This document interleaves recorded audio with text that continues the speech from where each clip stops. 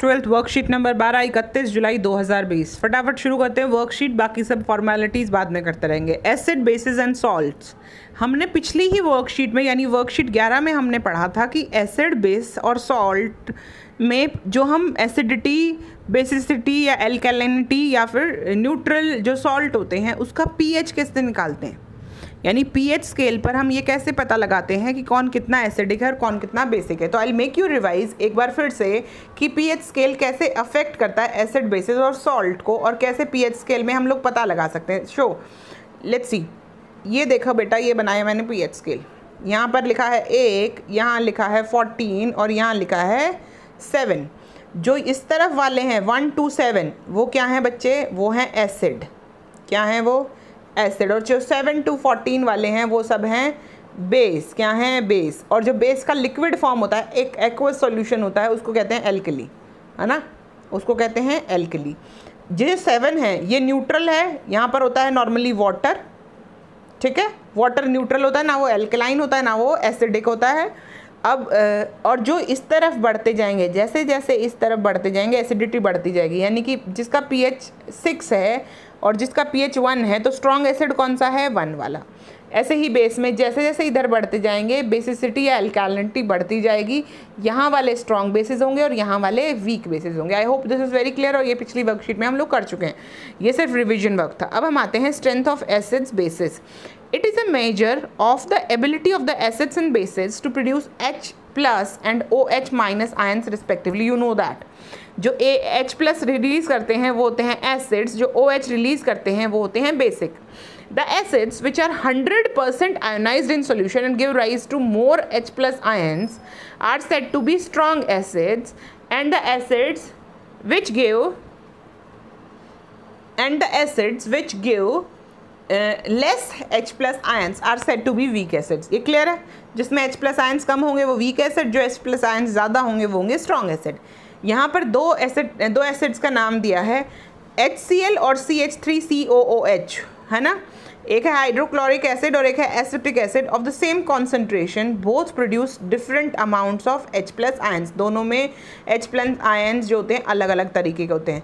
HCl dissociates completely, इसलिए उसके H plus ions ज़्यादा होते हैं। CH3COOH डिसोसिएट पार्शियली, पूरी तरह नहीं टूटता है, thus producing less H plus ions. Similarly, a bases which are 100% ionized in a solution give rise to more OH ions are said to be strong bases, and the bases which gives rise to less OH minus ions are said to be weak bases. There are very few strong bases, बहुत कम है strong bases, क्योंकि OH ions पूरी तरह dissociate हो जाएं, 100% ionise हो जाएं और ज़्यादा OH ions दे दें तो वो strong base होते हैं। ऐसे बहुत ही कम चीज़ें हैं।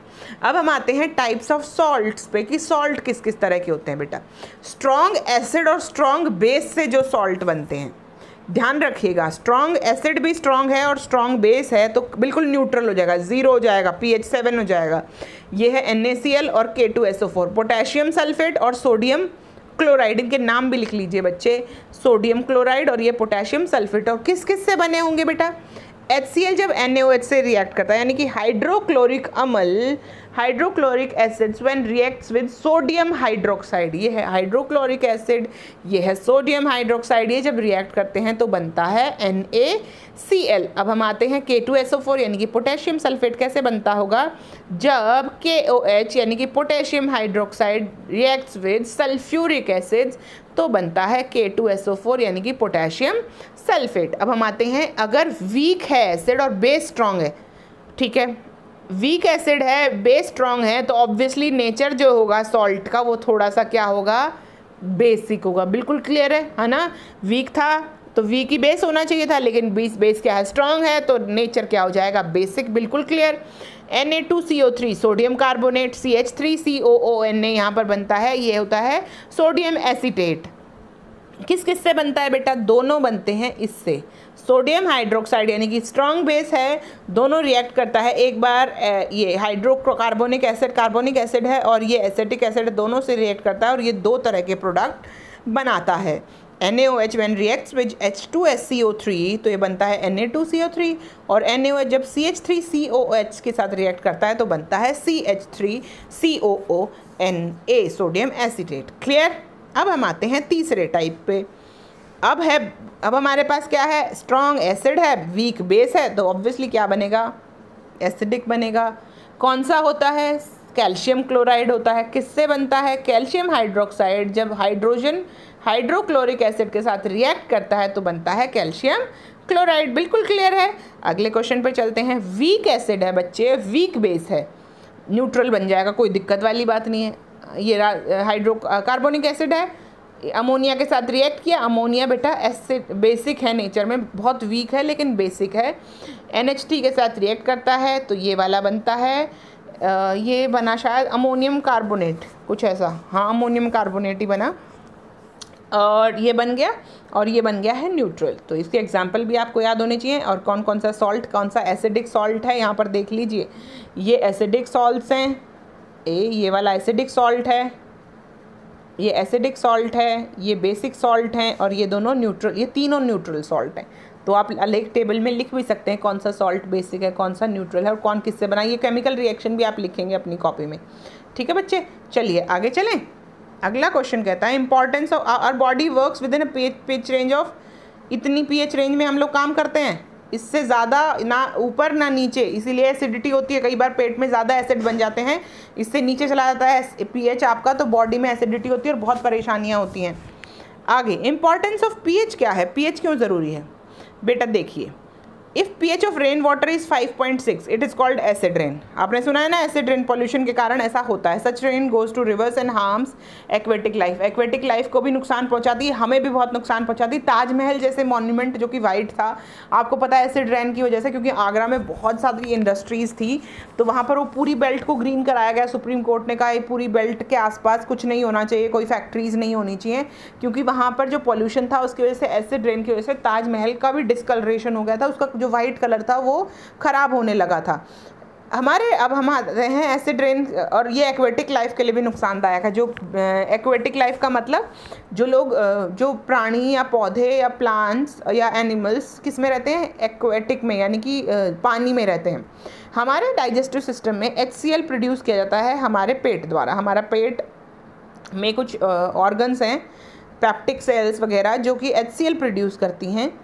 ये डाइजेशन ऑफ फूड में हेल्प करती हैं, लेकिन कई बार इनडाइजेशन हो जाता है, खट्टी खट्टी डकारें आती हैं, बहुत एसिड हो जाता है, इसलिए हमें एंटासिड पीना पड़ता है। आपने सुना है क्या पीते हो आप लोग, वो डू कॉल इट, वो Eno is also sodium bicarbonate, it's a form of antacid only. तो कोई भी एंटासिड आप पी सकते हैं, इनो के बारे में मत सोचिए, कोई भी एंटासिड जो आपको हो, जो एसिड मतलब बेसिक हो इन नेचर, बेस और क्यों, क्योंकि आपके पेट में एसिड है, आप थोड़ा बेस पिएंगे तो एसिड और बेस क्या हो जाएगा, न्यूट्रलाइज, और आपका पेट क्या हो जाएगा, नॉर्मल, आपका डाइजेस्टिव सिस्टम क्या हो जाएगा, नॉर्मल। अगला क्वेश्चन कहता है, अगला पॉइंट कहता है, जब pH बहुत ज़्यादा हो जाता है, भी बहुत ज़्यादा कम हो जाता है, 5.5 से भी कम हो जाता है, तो दांत सड़ने लगते हैं, दांत सड़ जाते हैं, बिल्कुल पीले पीले और गलने लगते हैं।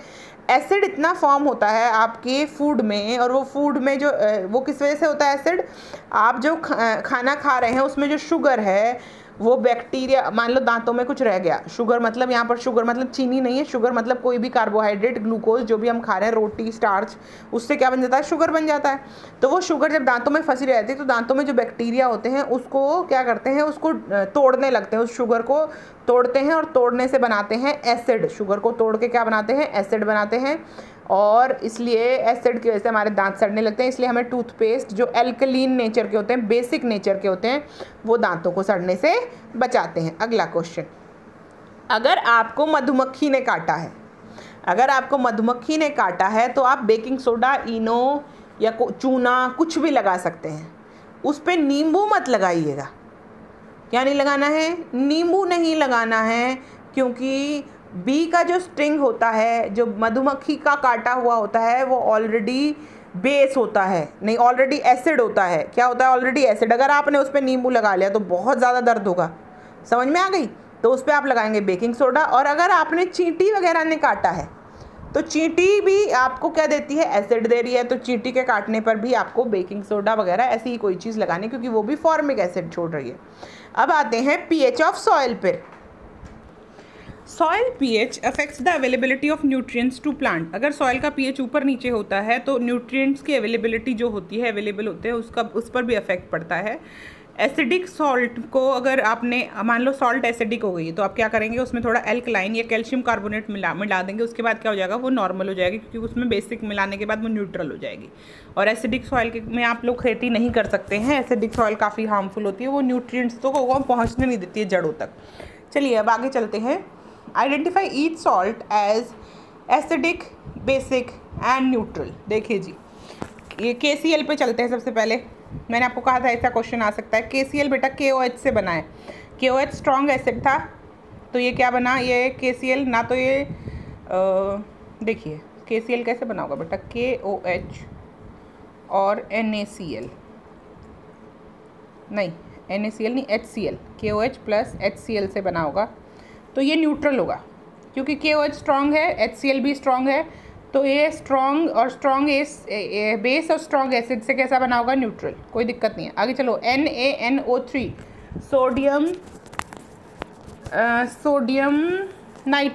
सोडियम नाइट्रेट किससे बना होगा, चलिए अंदाज़ा लगाइए, NaOH प्लस HNO3 है ना, स्ट्रॉन्ग एसिड है, स्ट्रॉन्ग बेस है, ये भी न्यूट्रल बना होगा बच्चे, ये भी न्यूट्रल बना होगा।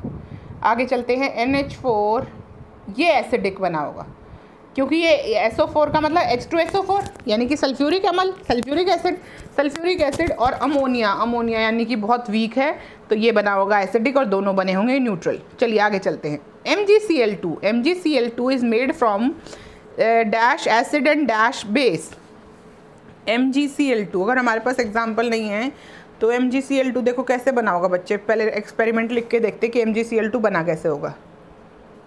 चलिए क्वेश्चन क्या था, MgCl2 is made from which acid and which base. I write it down where so that you can note it down. MgCl2 बनाना है बच्चे, तो MgOH2 प्लस 2HCl कर लो, क्योंकि एक HCl यहाँ पर 2 वाटर बन जाएंगे, तो ये बन जाएगा MgCl2 प्लस H2O, ठीक है, 2H2O हो जाएगा, कोई दिक्कत। तो यहाँ पर कौन सा, मैग्नीशियम हाइड्रोक्साइड बेस लगा और हाइड्रोक्लोरिक एसिड क्या लगा, यहाँ पर वो एसिड लगा, तो कौन सा, विच acid, hydrochloric acid and which base, magnesium hydroxide, ठीक है। चलिए नेक्स्ट क्वेश्चन पे चलते हैं। नेक्स्ट क्वेश्चन कहता है बच्चे, next question says why it is advise to brush your teeth after every meal. देखो बच्चे, मील खाने के बाद, खाना खाने के बाद सलाइवा प्रोड्यूस होता है। जब भी हम खाना खाते हैं तो सलाइवा प्रोड्यूस होता है। What we produce, saliva. I will try and write it down somewhere, हाँ यहाँ पर। व्हेनेवर वी ईट फूड, या हम कुछ करते हैं तो क्या होता है बेटा, सलाइवा प्रोड्यूस होता है, आपके मुंह में सलाइवा आता है। और सलाइवा का नेचर क्या होता है, एसिडिक होता है। कैसा होता है, एसिडिक होता है। अगर सलाइवा एसिडिक है और एसिड क्या करते हैं, टूथ डिके करते हैं। क्या करते हैं, टूथ डिके, दांतों को सड़ाते हैं। ये जो सलाइवा में जो एसिड है ये दांतों को सड़ाता है, इसलिए इट इज़ एडवाइज्ड कि एवरी मील के बाद आप क्या कर लीजिए, ब्रश कर लीजिए। जो आपका सलाइवा एसिड बना है आपके मुंह में वो वहाँ से, क्योंकि हमने क्या सुना अभी भी, क्या पढ़ा कि जो टूथपेस्ट होते हैं वो क्या होते हैं, वो एल्कलाइन होते हैं। तो सलाइवा में जो एसिड है उसको न्यूट्रलाइज कर देगा वो एल्कलाइन, ठीक है, बिल्कुल क्लियर है, कोई doubt. Name the acid produced in stomach. हमने अभी भी पढ़ा, क्या होता है, कौन सा एसिड है, HCl, hydrochloric acid produced in a stomach. चलिए आगे चलते हैं। अगला क्वेश्चन सेज, यहाँ पर लिखूँ क्या, HCl लिख देती हूँ, HCl hydrochloric acid. How does aquatic life get affected due to acid rain. देखिए एक्वेटिक लाइफ मतलब पानी के अंदर के जो जीव हैं वो किस तरीके से अफेक्ट होते हैं। देखो बच्चे, जो भी एसिड रेन होती है तो एसिडिक हो जाएगा पानी। पानी कैसा हो जाएगा, एसिडिक हो जाएगा। पानी जब एसिडिक हो जाएगा तो वहाँ पर जो भी फाइटोप्लैंक्टॉन्स और जू प्लैंक्टॉन्स होंगे, यानी कि जो भी लाइफ होगी पौधों के रूप में या एनिमल्स के रूप में, वो लाइफ क्या करेगी, डिक्रीज़ करेगी। क्या करेगी, डिक्रीज़ हो जाएगी, क्योंकि एसिडिक मीडियम में सर्वाइव करना इज़ नॉट ईजी। हालांकि एल्गी जो हैं वो कम हो जाएंगी, एल्गी भी कम हो जाएंगी, यानी कि जो पौधे हैं वो भी कम हो जाएंगे और जो जू प्लैंक्टॉन्स हैं वो भी अफेक्ट होंगे एडवर्सली, ठीक है, ये एडवर्सली अफेक्ट होंगे। अगला क्वेश्चन करते हैं। How does N antacid work, name the 2 common antacids. चलिए एंटासिड कैसे काम करता है बेटा, आपके पेट में क्या बनता है, HCl, ठीक है, हाइड्रोक्लोरिक एसिड बनता है। एंटासिड क्या करता है, जैसे मान लो आपने पिया इनो या कुछ और जो भी आपने पिया, तो आपने जो इसके साथ लिया आपने एक एंटासिड, एंटासिड कह लो या बेस कह लो, एंटासिड कह लो या फिर बेस कह लो, उससे रिएक्शन के बाद क्या होगा, आपके पास पेट में क्या बन जाएगा, सॉल्ट और वाटर, सॉल्ट और वाटर। ये जो रिएक्शन होगा इसको कहेंगे न्यूट्रलाइजेशन रिएक्शन। और इन्होंने कहा कि 2-3 क्या लिखिए आप, नाम लिखिए एंटासिड्स के जो हम खाते हैं, जो हम लेते हैं नॉर्मली। ये 2 के तो यहाँ पे लिखे ही हैं, मिल्क ऑफ मैग्नीशिया लिखा है बच्चे, यहाँ देखो यहाँ पर क्या लिखा है, मिल्क ऑफ मैग्नीशिया या फिर सोडियम कार्बोनेट, 2 के नाम तो यहाँ लिखे ही हैं। मिल्क ऑफ मैग्नीशिया कह दिया, सोडियम बाइकार्बोनेट कह दिया। आप यहाँ पर कैल्शियम कार्बोनेट भी लिख सकते हैं, आप यहाँ पर मैग्नीशियम हाइड्रोक्साइड भी लिख सकते हैं, जिससे हमने MgCl2 बनाया था। मैग्नीशियम हाइड्रोक्साइड भी एक एंटासिड है, ठीक है। तो ये एंटासिड्स हैं, ये कॉमन एंटासिड्स तो ये हैं 2 यहाँ पर, और 2 मैंने एग्जाम्पल दे दिए, वो भी लिख सकते हैं। चलिए अगला क्वेश्चन करते हैं। अगला क्वेश्चन कहता है बच्चे, हाउ डज एन एंटासिड, ये हो गया। नेक्स्ट क्वेश्चन पढ़ते हैं। नेक्स्ट क्वेश्चन कहता है, plant grows best when the pH of the soil is 7.2 but the pH of the soil is found to be 5.6। लेकिन आपने टेस्ट कराया सॉइल का, pH कितना मिला, 5.6, यानी कि कैसी मिली सॉइल, एसिडिक मिली। कैसी मिली, एसिडिक मिली। Name the chemical and its nature also that should be added to the soil to adjust its pH to make it suitable for plant growth. तो आप क्या करेंगे, केमिकल, कौन सा केमिकल ऐड करेंगे, यहाँ पर लिखा है बच्चे, क्विक लाइम ऐड कर दो या calcium carbonate, quick lime add कर दो या कैल्शियम कार्बोनेट ऐड कर दो। उससे क्या होगा, आपकी जो एसिडिटी है किसकी, सॉइल की, that will go, because neutralization reaction हो जाएगा। न्यूट्रलाइजेशन रिएक्शन क्या होता है बच्चे, न्यूट्रलाइजेशन मतलब एसिड और बेस मिलेंगे और सॉल्ट और वाटर बना देंगे, तो आपकी सॉइल क्या हो जाएगी, normal, and you will have a good crop. I hope I am able to solve all your questions, all your queries, all your doubts. In case of any more doubts please comment कीजिएगा। मिलते हैं अगली worksheet के साथ, because बहुत सारा work pending है बेटा, मुझे बहुत सारी वर्कशीट्स अभी अपलोड करनी है। चलिए चलते हैं, bye bye, take care, keep learning, keep smiling and keep growing. Bye bye बेटा, टेक केयर।